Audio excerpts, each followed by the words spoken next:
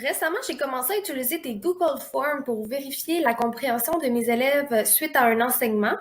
Mais même si on enseigne en ligne, comme vous devez le savoir, on a beaucoup de corrections à faire. Alors, j'avais envie de me simplifier la tâche et d'utiliser des Google Forms qui se corrigent automatiquement.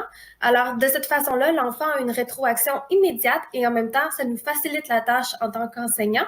Alors, regardez cette vidéo pour comprendre comment j'ai fait. Alors, la première étape, c'est d'accéder à Google Forms. Vous pouvez commencer un nouveau Google Form ou bien utiliser un Google Form que vous avez déjà commencé. Donc, dans mon cas, c'est un Google Form que j'avais déjà fait. C'est assez simple. C'est des questions avec des réponses à choix multiples. Alors, ce que j'ai envie de faire, c'est d'aller mettre des réponses automatiques. Donc, à chaque fois que l'enfant répondrait à la question, il aurait une rétroaction immédiatement, donc qui lui dirait si la réponse qu'il a choisie est la bonne ou si elle est mauvaise.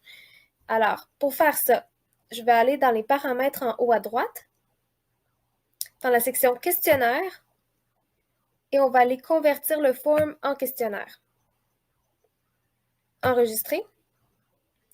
Une fois que c'est fait, vous allez voir, il y a le corrigé qui apparaît ici.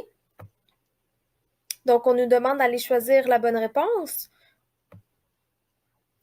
Et puis, on peut aussi mettre des points. Si on a envie, on peut mettre des points à chacune des questions.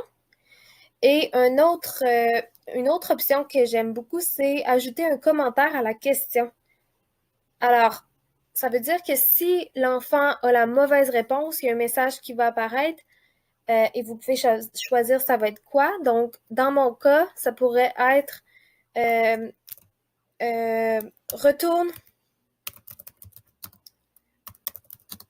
lire les informations.